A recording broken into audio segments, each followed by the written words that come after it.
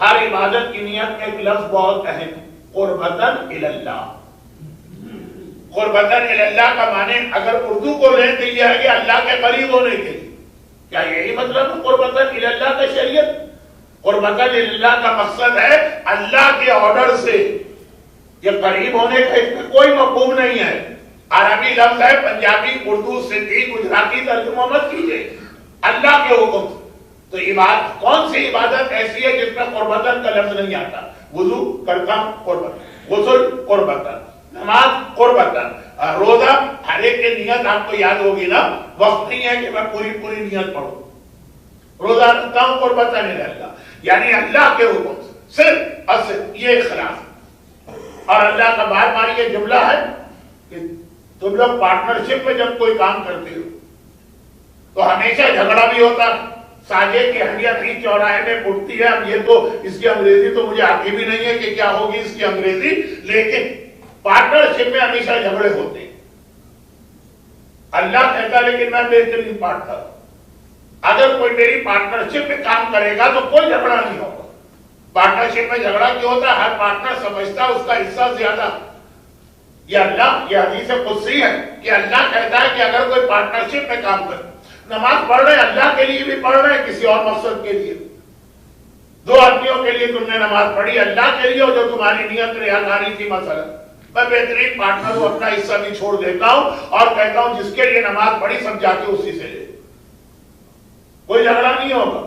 یہ نہیں ہوگا کہ اللہ کہے کہ جب دو کے لیے پڑھی گئی تو 50% میرا 50% شیئر تمہارا۔ پارٹنرشپ میں جھگڑے اسی بات پر ہوتے ہیں، کہا کہ نہیں میں بہترین پارٹنر ہوں، پورا اپنا حصہ چھوڑ دیتا ہوں، جا کے جو کچھ لینا ہے اس سے لو۔ تو اب یہ سمجھانے کا طریقہ، اور اس پر تو پورا اشرا بھی ہو سکتا ہے، لیکن حضرت امام خمینی کی کتاب یہ ہے، حدیث کے اندر پوری ایک حدیث شروع میں ہی اخلاص۔ ہمارا یہ موضوع نہیں، نہ آج کی مجلس کا، نہ اس اشرے کا جو سیرت رسول کے حوالے سے ہو رہا۔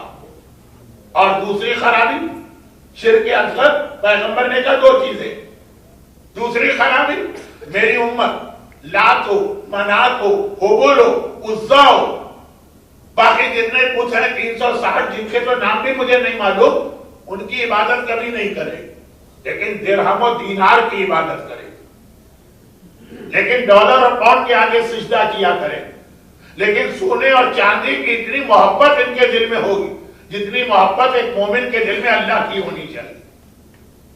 پیغمبر نے کہا اس سے میں ڈر رہا ہوں، نوح کی طرح مجھے یہ فکر نہیں ہے کہ میرے بعد میری امت لات و منات کے آگے سجدہ کرے گی، مجھے فکر ہے کہ ڈالر اور پاؤنڈ کے آگے سجدہ کرے گی۔ چنانچہ وہ بہت مشہور حدیث جو صاحبان ایمان میں اکثر مذاق میں بھی استعمال کی جاتی ہے کہ قریب وہ زمانہ میری امت پہ آنے والا کہ درہم و دینار الہہم، ان کا الہ ہوگا۔ پیغمبر نے پہلا تبلیغ کے بعد پہلا جملہ کیا کہا؟ قولوا لا الہ الا اللہ تفلحوا۔ لا الہ، کوئی الہ نہیں، میری امت کا الہ دنانیرہم و اموالہم الہہم، ان کی دولت ان کا الہ ہو۔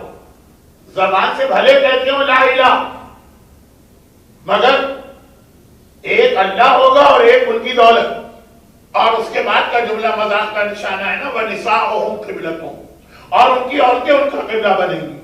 یہ تو دوستوں میں بہت مذاق چلتا ہے، اگر کوئی گھر سے ذرا دیر زیادہ باہر رہ گیا یا یہ بار بار اگر بیوی کے فون آنے لگے تو وہ جو ساری چیزیں ہوتی ہیں نا، وہ یہی حدیث، ویزا لے کے آئے تھے کہ پرمیشن لے کے آئے تھے کہ نہیں آئے تھے، تو پیغمبر کی حدیث کہنے کا مقصد ہے بہت مشہور، مگر وہی شرک اصغر۔ کہا یہ شرک اکبر یعنی فل فلیش شرک نہیں ہے جو وہابیت کے خیال میں مسلمانوں کا ہر عمل شرک، وہ نہیں ہے یہ، لیکن یہ بھی شرک کی قسم ہے۔ اب پیغمبر بہت پریشان ہے اس حوالے سے کہ میرے بعد میری امت کے دل میں دولت کی محبت پیدا نہ ہونے پا۔ عزیز علیہ حریص علیکم، بار بار میں یاد دلا رہا ہوں کہ اللہ کے رسول ہماری پریشانیاں ان کو غمگین کرتی ہیں عزیز، وہ ہماری اصلاح کے لیے یا اور اس کو آسان کر دو ہمیں جنت میں لے جانے کے لیے انتہائی شوقین اینشیس ایگر بے چین ہیں، اور جب وہ یہ دیکھ رہے ہیں کہ میری امت ڈالر اور پاؤنڈ سونے اور چاندی درہم و دینار سے اتنی محبت کرے گی کہ اسے اپنا خدا بنا لے گی، تو پیغمبر کو کتنا غمگین ہونا چاہیے۔ اور پھر پیغمبر اسی سے کنٹینیوشن دیتے ہوئے اس کا رزلٹ بھی لے کے آ رہے ہیں کہ جب دولت سے اتنی محبت ہو جائے تو نتیجہ کیا ہوتا ہے آخر میں جا کر، جب جبرائیل پیغمبر کو الوداع کہنے اور خدا حافظ کہنے آ گئے۔ آج کی مجلس کا پہلا آدھا حصہ ان حدیثوں کے بارے میں جو پیغمبر نے اپنی وفات سے ودن وید کہی، بالکل میں وہی حدیثوں سے بات کو آگے بڑھا رہا ہوں، بالکل آخری ہے وفات رسول خدا کی مناسبت سے اتنا تو ہمارا موضوع آج ہونا چاہیے۔ جبرائیل پیغمبر کو الوداع کہنے آئے۔ الوداع ان معنوں کہ قرآن مکمل ہو گیا، اب مزید کوئی وحی لے کے جبرائیل نہیں آئیں گے، خالی رسول پر ہی نہیں، رسول کے بعد کوئی اور رسول بھی نہیں آنے والا۔ تو جبرائیل جس مقصد کے لیے پیدا کیے گئے، آج جبرائیل کی کریشن کا پرپس پورا ہو گیا۔ آخری وحی پیغمبر کے پاس آئی ہے، اب نہ کوئی اور وحی اس رسول پر آئے گی، نہ کوئی اور رسول آنے والا۔ تو ایک مرتبہ خدا حافظ کہنے کے لیے جبرائیل کو دیکھیں، آدم سے لے کے نوح سے لے کے موسیٰ سے لے کے عیسیٰ سے لے کے رسول خدا تک ہر نبی کے پاس آنا پڑا، بار بار آنا پڑا۔ اب یہ آج جو حضرت جبرائیل کی پوسٹ ہے نا، آج وہ ختم ہو رہی۔ پیغمبر نے سوال کر دی، جبرائیل تم آئے مجھے الوداع کہنے، میں بھی دنیا سے جا رہا ہوں، اب یہ بتاؤ کہ میرے بعد بھی کیا کبھی تمہیں کسی اور کام سے دنیا میں آنا؟ یعنی جبرائیل کا وہ آنا پوچھ رہے ہیں جس میں کچھ لے کے آتے ہیں یا لے کے جاتے ہیں، وہی سے ریلیٹڈ چیز۔ کہا کہ یا رسول اللہ بس یہ لاسٹ اینڈ فائنل وہی تو میں نے آپ کو دے دی، اور آپ لاسٹ اینڈ فائنل پروفٹ بھی ہیں، مگر آپ کے بعد بھی میں دنیا میں 10 دفعہ ہوں اور ہر مرتبہ خالی ہاتھ آؤں گا اور اس دنیا سے کچھ اٹھا کے لے جاؤں۔ اس سے پہلے جبرائیل خالی ہاتھ نہیں آتے، آسمان سے کچھ لے کے آتے، پیغمبر کو پہنچاتے ہیں، اور اگر پیغمبر کچھ دیتے ہیں کہ یہ چیزیں اللہ تک لے جاؤ، یہ پیغام، یہ دعا، یہ چیز، تو وہ لے کے جاتے ہیں۔ لیکن اس دفعہ آئیں گے خالی ہاتھ اور واپس جا کے دنیا سے ایک چیز لے کے بھرے ہاتھوں سے، لیکن ایک مرتبہ میں نہیں، 10 بار۔ بہت مشہور حدیث ہے، میں اس کے آخری جملے پہ آپ کو لے جانا چاہتا ہوں۔ پیغمبر کا یہ پرابلم کہ میری امت درہم و دینار سے اتنی محبت کرے گی جتنی اللہ سے کرنی چاہیے، اللہ سے بھی کرے، ساتھ ساتھ اس سے بھی کرے، تو اس کا نتیجہ کیا نکلے؟ جبرائیل 10 دفعہ آئیں گے۔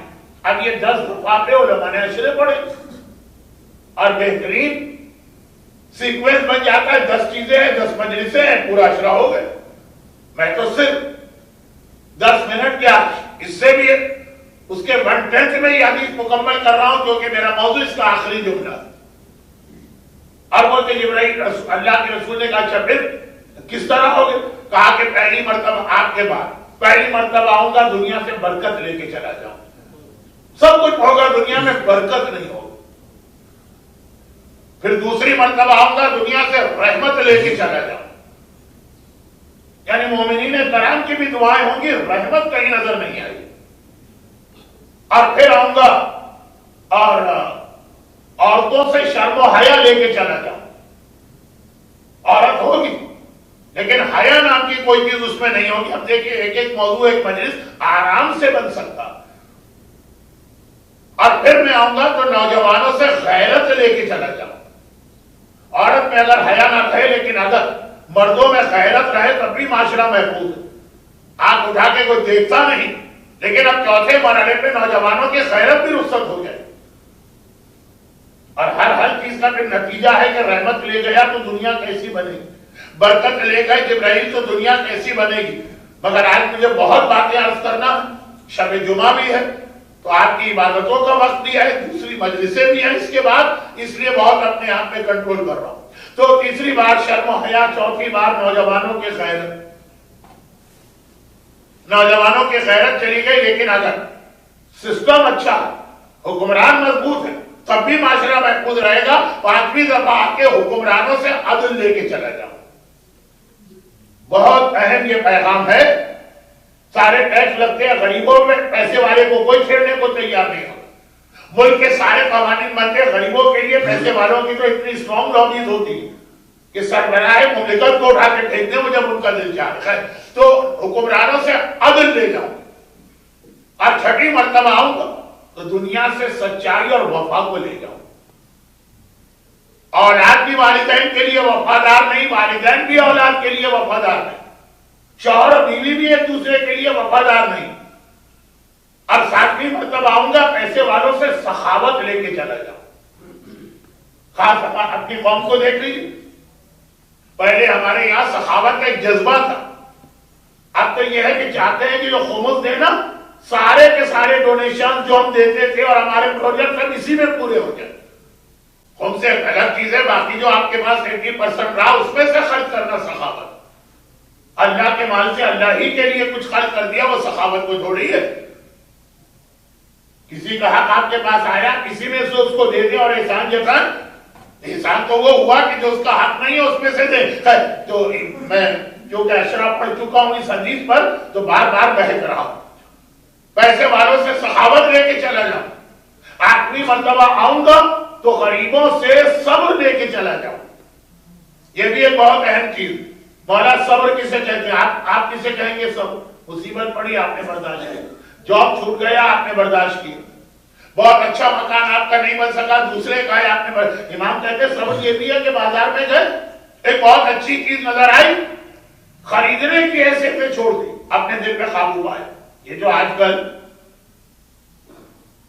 ہماری زندگی اتنی بڑی ہو گئی ہے, ہر چیز تو آج کل ہم کو نیسیسٹی لگنے لگی. جو واقعا لگژریز ہیں تو پھر میں پھسلا. تو 8ویں چیز یہ ہے کہ غریبوں سے صبر لے کے چلا جاؤ. صبر چلا جاتا ہے تو پھر کتنی ہی آپ کو سیلری ملے وہ بھی آپ کو کم لگے. 9ویں مرتبہ اور 10ویں مرتبہ, بس یہ جبرائیل کا لاسٹ وزٹ ہے, 10th جو نتیجہ ہے پیغمبر کی اس حدیث کا. 9ویں مرتبہ آؤں گا دنیا سے علم لے کے چلا جاؤ. جب تک علم تھا تو وہ پہلی 8 خرابیوں کے باوجود مومن بچا ہوا ہے. 9ویں مرتبہ میں علم لے کے چلا جاؤں. اب اس کے لیے ایک جملہ خالی کہہ دوں اس لیے کہ اس میں بھی بہت امکان ہے میرے پھسل کے موضوع سے ہٹ جانے کا, ورنہ بات اہم. علم کیا چیز؟ یہ کوئی سپر مارکیٹ کے شیلف پہ رکھی ہوئی چیز تو آئی نہیں کہ آپ خرید کے لائے جبرائیل اٹھا کے لے گئے. علم کا مقصد یہ ہے کہ یا علماء ختم ہو جائیں گے یا علماء معاشرے میں ذلیل بنا دیے جائیں. علم عالم کے اندر ہوتا تو اب علم لے کے جاؤں گا یعنی عالم ختم ہو جائیں. یا اگر ہوں گے بھی تو وہ جو امام کی حدیث کہ آخری زمانے میں کسی چور کو سزا دی جائے تو لوگ اتنا خوش نہیں ہوں گے جتنا کسی عالم کی ذلت پہ خوش ہوں گے. علم لے کے چلا جاؤ. اور پھر علم گیا تو اب نتیجہ یہ نکلنا کہ جبرائیل کہہ رہے ہیں کہ لاسٹ فائنل میرا وزٹ دنیا 10ویں مرتبہ آؤں گا اور ایمان لے کے چلا جاؤں. مومن ہوگا, یہاں سے وہاں تک بھرے میں ہوں گے دنیا میں مومن, ایمان نہیں ہوگا. علم کی طرح ایمان بھی الگ سے کوئی چیز نہیں ہے کہ رکھی بھی اور جبرائیل لے گا.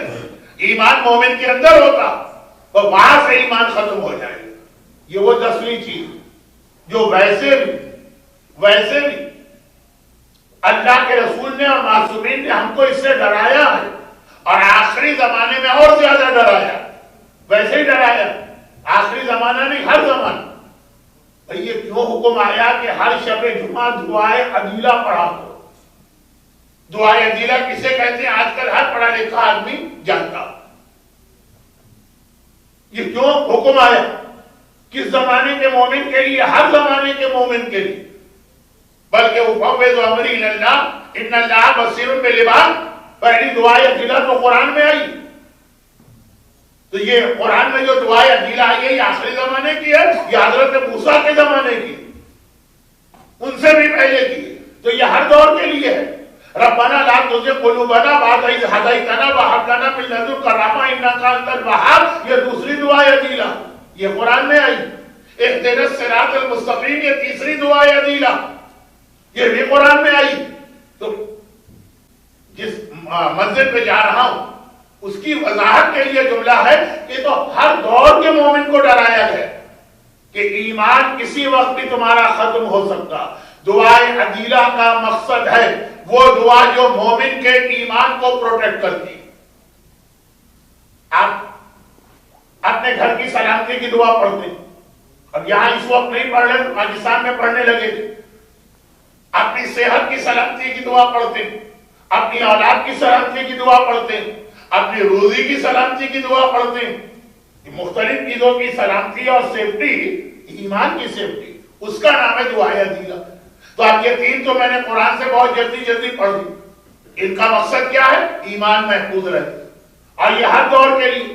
آخری زمانے میں تو کہا گیا کہ جب جبرائیل آ کے ایمان ہی لے کے چلا جائے گا تب تو ہر وقت ایمان خطرے میں ہوگا.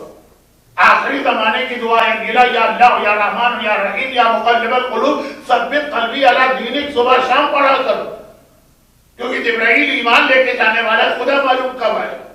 جبرائیل نے کوئی ڈیٹ یا تاریخ نہیں دی. لیکن دعائے عدیلہ، آج رات شب جمعہ بھی ہے، یہ خیال رکھیے. تو کہیں کہیں ہم اپنے موضوع کو کراس کر کے شب جمعہ کے موضوع میں چلے جائیں گے، پھر کبھی واپس آئیں گے، پھر جائیں گے، پھر آئیں گے. آج کی مجلس میں یہی رہے، مگر ابھی تک تو موضوع کے اندر ہی آج کا موضوع آ گیا. دعائے عدیلہ، جبرائیل کا 10th and last visit after رسول اللہ. ایمان لے کے جائیں گے. ایمان بچانے کے طریقے پھر یہ کچھ دعائیں. البتہ دنیا کا کوئی کام ایسا نہیں ہے جو خالی دعا سے چلتا. مومن کو ایفرٹ بھی کرنا ہوتی. تو خالی آپ دعائے صحت پڑھ کے اکتفا نہیں کرتے، بیمار ہیں تو دوا کھاتے ہیں. دعائے عدیلہ خالی دعا پڑھ کے ایمان نہیں بچے گا، اس کے ساتھ کچھ کوشش بھی کرنا ہوگی. وہ باتیں ابھی آئیں.